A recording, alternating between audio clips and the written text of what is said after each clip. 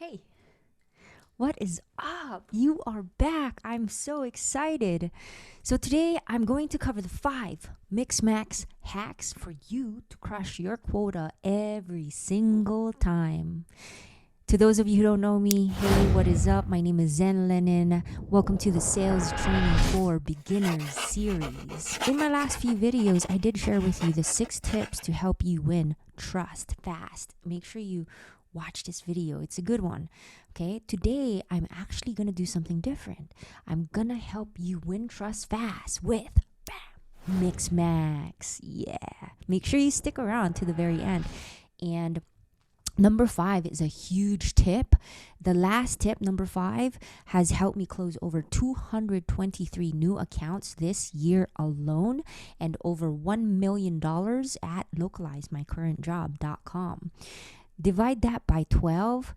That is $88,000 in new recurring revenue. And I'm not tooting my own horn. I'm just saying that because I want to teach you what I'm doing. What is Zen's secret? How is she able to close this fast, this consistently, this effectively while producing YouTube and having side passions and still enjoying life and harmony with her wife? I'm going to tell you, make sure you hit subscribe because you'll get notified on daily tips. I like to talk about startup tips, founder tips, because I'm also a founder. I love to talk about personal branding tips with YouTube and LinkedIn. Let's get right to it.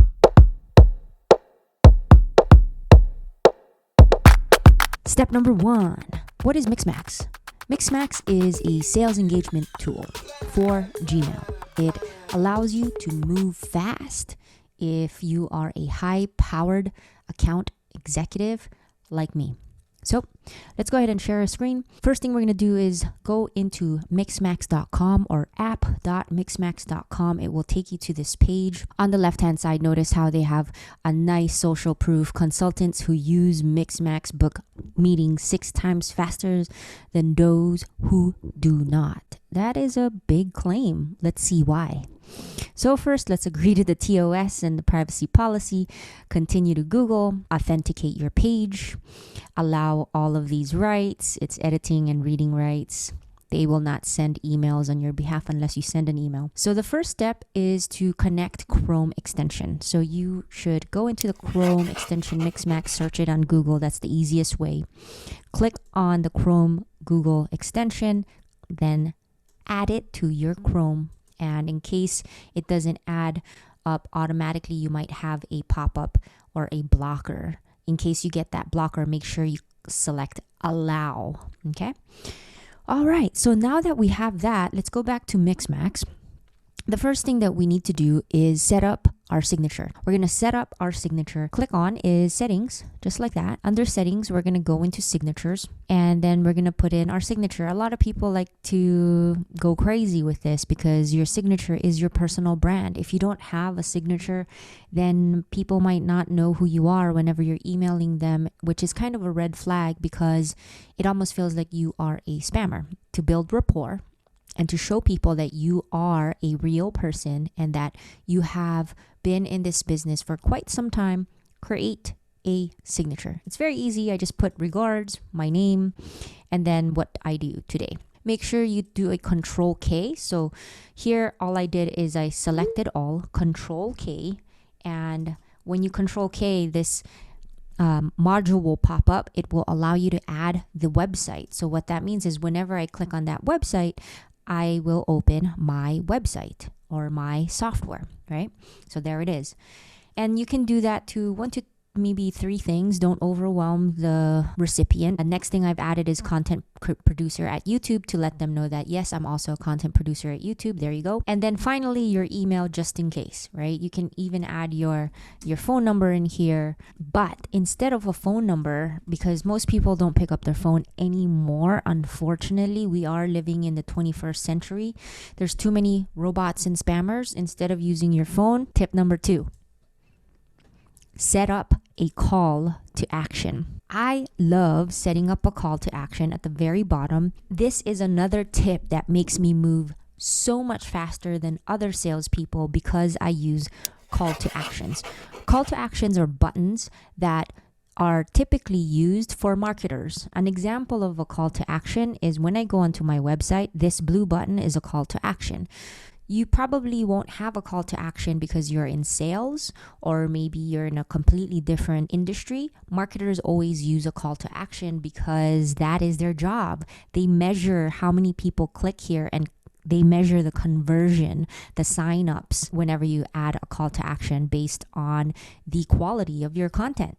And so for me, what I'm going to do is I'm going to add a call to action, and that is my second tip. There you go. As you can see, oh, let me Control Z. And I'm actually going to add a calendar call to action. If you want to speed up your back and forth or remove the back and forth altogether, here's an example. Hey, would you like to schedule a meeting with me? Yeah, sure.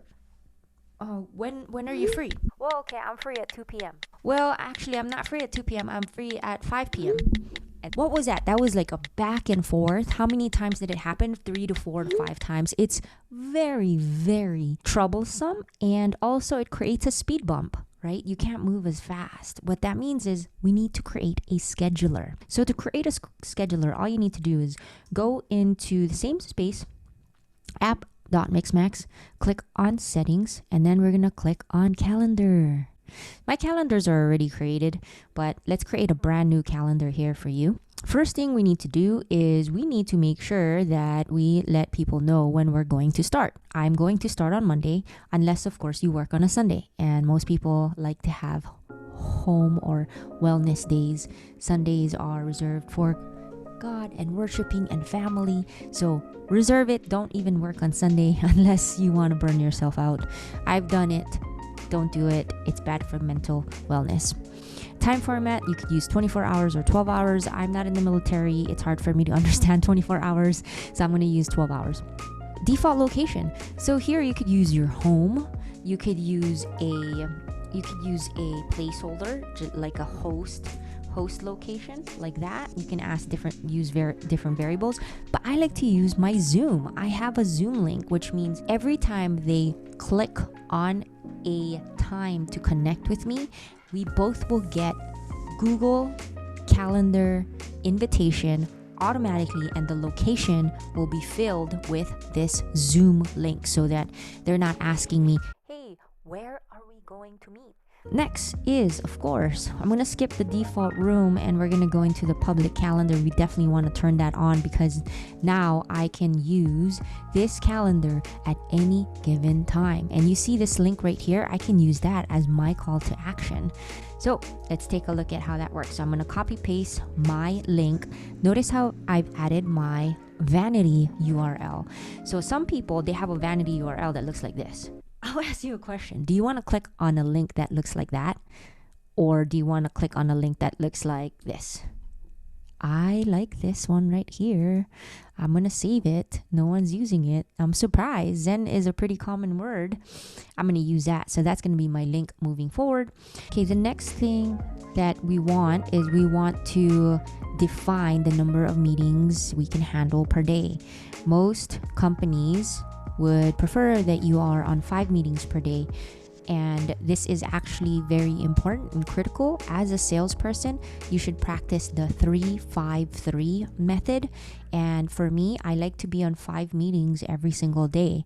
3 stands for, watch this video, you'll understand what I'm talking about. This is the 3-5-3 method. And then 5 stands for meetings. And then 3, the last 3 stands for proof of concept, follow-ups, making sure that you're constantly helping your prospects get over that hump of being stuck from evaluating your product. That's 3. That's a different video. Watch this to understand more. So let's move on. Next is the meeting shortcuts. We'll talk about the shortcuts in a bit, but I like to give not 12 meetings. I just like to give 5 options. You've heard of analysis paralysis. When you give too much options, too many alternatives, it's very hard to make a decision. I actually like to give 2, but with this particular shortcut, I'm going to give 5. And now we're being asked whether we want some double booking protection. That is obvious. We definitely don't want a double book. So make sure you select that. And I think we've covered the most important sections. So now the only thing we need to do is add this to our CTA. And what is a CTA? Again, it's a call to action. I'm just going to go ahead and copy paste my URL, my calendar URL. And this is automatically saved. We're going back into our signature. And then at the very bottom, we're going to add a CTA. I'm going to slow that down. Again, all I did was click on backslash. There we go. Backslash. This is the power of MIXMAX. There's a lot of shortcuts. You have to play around with MIXMAX, but my favorite is called a CTA because I can tell people to book a demo, right? Get demo. Add my URL, use my color schemes, maybe pink. I just like pink. You can also use blue. Twitter did a study on their colors, and apparently blue is one of those very clickable buttons. So I'm just going to use blue for this example. Insert button, and there you go. You have a get demo. I copy pasted my signature. I'm adding my CTA. Just like that. I'm adding my URL.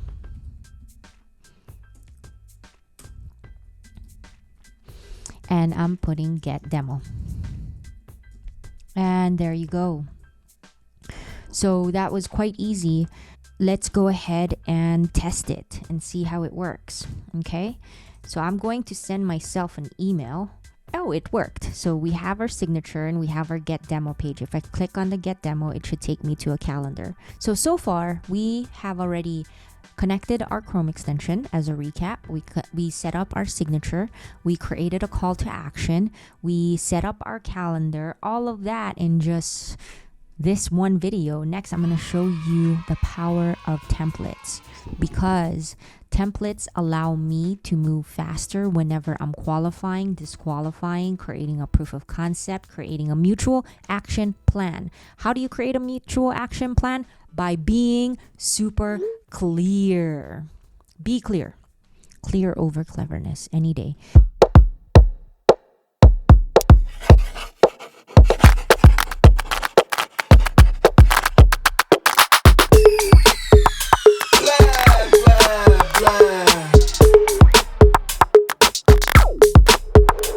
Okay, all right. So now we're going to set up what is called a template. So we're going to go back into our MIXMAX, click on template. I have a lot of templates, but we're going to click on new template, and we're going to call this MEDDIC template. What is MEDDIC? Okay, what is MEDDIC? It is a way for you to help your prospects make a decision, okay, by applying these steps and asking these questions. So the first thing we're going to do is we're going to create a mutual action plan. I actually want to use a variable just to show you how that works. So there's first name and last name, sender, and also company name as well. There should be a company name in here whenever you have connected this to your Salesforce. But for now, I'm just going to use first name. And then this is our mutual action plan. Another name for a mutual action plan is summary and next steps. So it's up to you on what nomenclature you'd like to use, but it essentially breaks down into two parts. What did you talk about and what's your next steps? Okay. So for me, I love summary and next steps. So I'm going to use name first.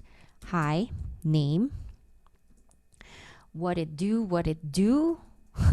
Always be thankful. Thanks for your time.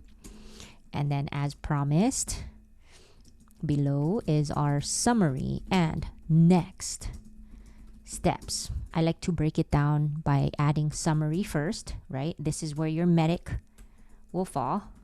And then your next steps. So this is obvious. For all the salespeople out there, you already know which questions we're going to ask. But if you do not know, let me help you. So the first is, all right, tell me who you are in the process, what is your role, and what are we solving? Take me to your joy point. What will make you happy? You're not going to write that down, obviously, but the first question is who's who in the crew? Who's who? So that would be your stakeholders, right?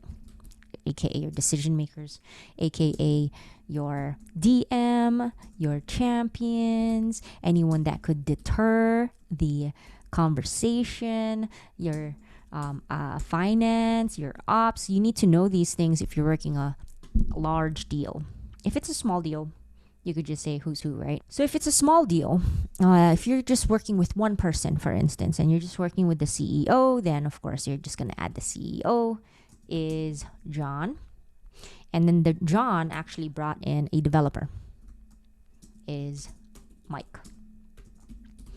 The next thing that you definitely want to ask once you know the economic buyers, right? So that this right here is the economic buyer. The next question is, so why are you here? What is the compelling event? Why are you here? Right? I like to ask that question because it helps us understand the pain point. It also helps us understand like what is going on with their current work. Why are they here? What's your compelling event? Right? You can type in here compelling event. But if you're going to stick to the MEDDIC rule, so we got the first E, then you should probably type in your decision process or decision criteria. This would be your requirements criteria. We also have the decision process as well. I like to ask that a little later, last in the conversation. And then most of all, in the decision criteria, I like to find out their joy point. In order to find the joy point, you need to understand what hurts, right? Like what's hurting you today. And they're going to tell you, you know what, Zen, we use Excel sheets and it's so painful and it's so manual and there's so many mistakes and there's so many back and forth. We need to know who is hurting. So who's hurting? Tell me what is going on. Who's hurting in the current localization process? And they're going to say, you know what? So Mike is speaking, right? Mike is the person saying all of these are happening. And then our project manager doesn't really know what's going on because they have to chase after translators. So project manager is not on the call. That's where you put TBD. We'd love to get your project manager on the call so that we could also understand from their point of view what we can help them with. And chances are Mike and John are going to say that's a good idea. On the next call, let's get Mike. So guess what's happening? Next call, get the project manager on the call, which is Mike, right? So this is just a simple flow. If it's not fluid yet and you're still getting used to the flow of MEDDIC, it's important to just go with the script. And that's what this whole template is about. But you need a structure. And to have that structure, you need a template. And to have that template, you need to know what you're going to ask. The decision process, we need to ask them, how do you purchase software? How does your company make a decision when they say yes to a company like Localize? And so they'll say something like, you know what, Zen, first thing we need to do is understand your pricing. So I'll put that in there, which is pretty simple. You just tell them this is our pricing. We also need to understand if you are a fit based on the technology. Next is also, they'll say something like, you know what, we also need your security. What happens if something breaks? What does your uptime look like? They will also talk about like master service agreements and SLAs.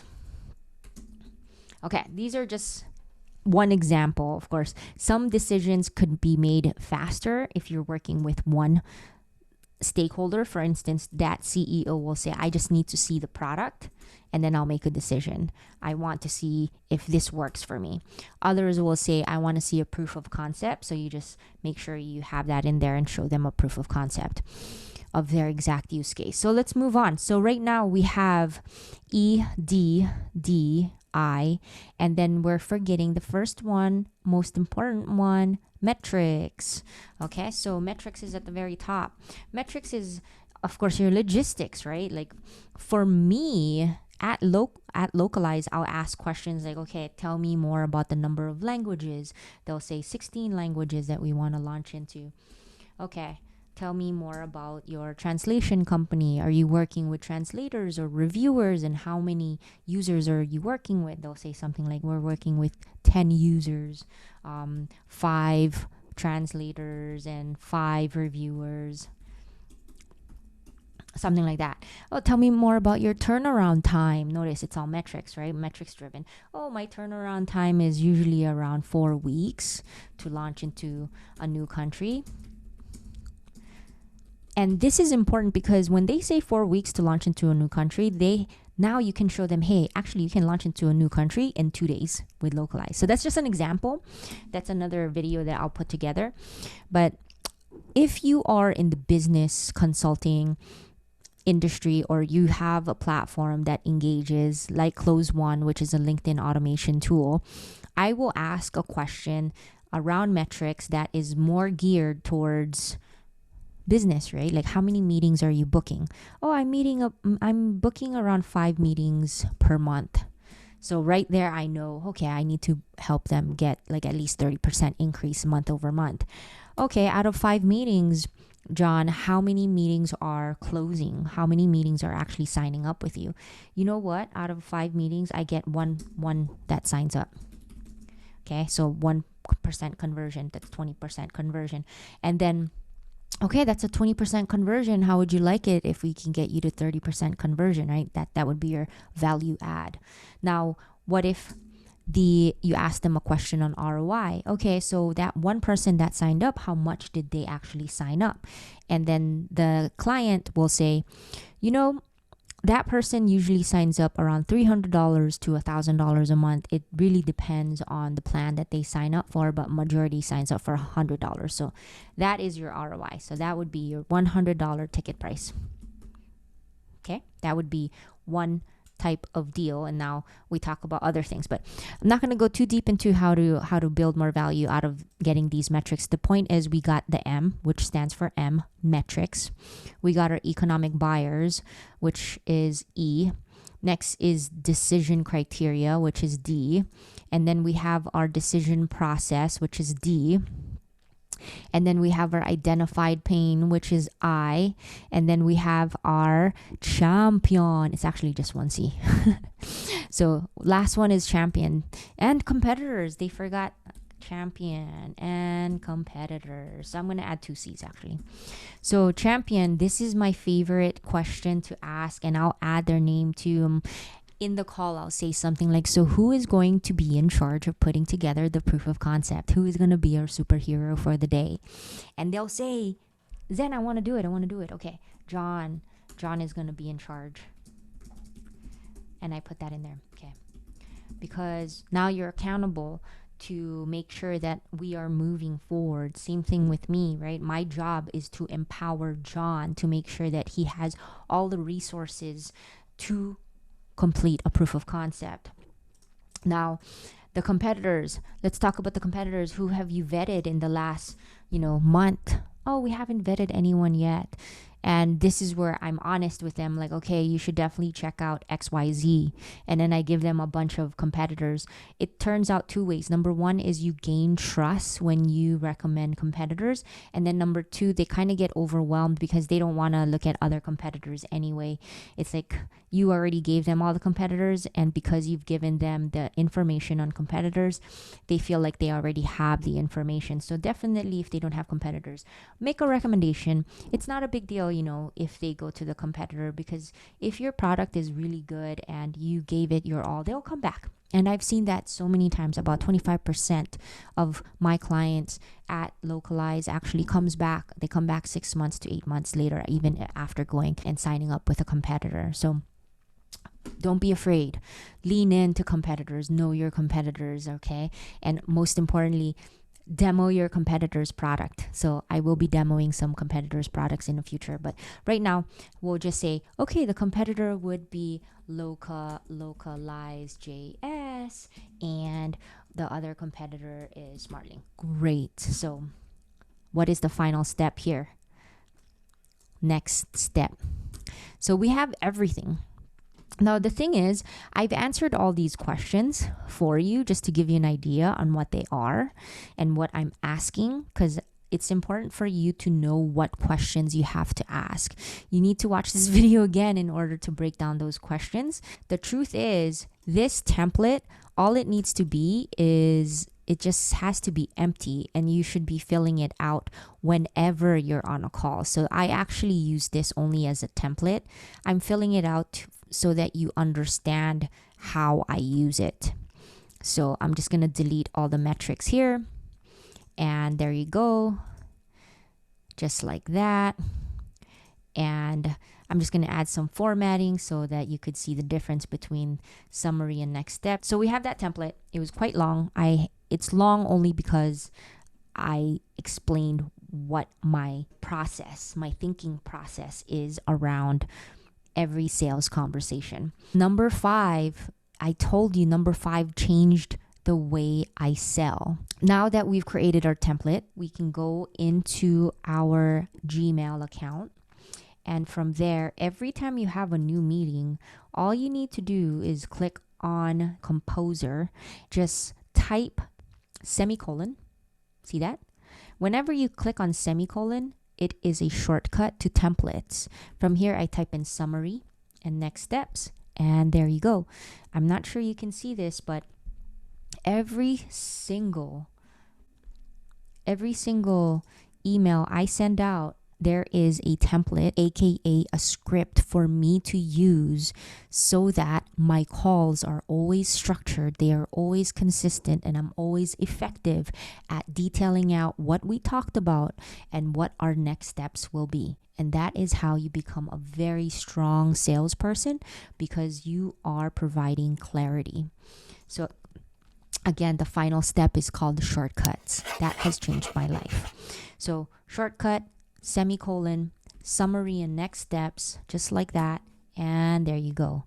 I have this for my investors too. So summary and next steps, and there you go. The one that we just created is called MEDDIC. So if I want to use MEDDIC and it applies to the person I'm talking to, then all you do is click semicolon, MEDDIC, and then you begin your conversation. And this is where you ask them, tell me more about who is involved, who's impacted by this decision. What is your compelling event? Who is affected by this decision? They'll say, well, the project manager, the designer, okay, the software developer is all affected. Oh, great. Everyone is here. Do we have a software developer? Yeah, John. Nice to meet you. Designer. Hey, Mickey. Nice to meet you.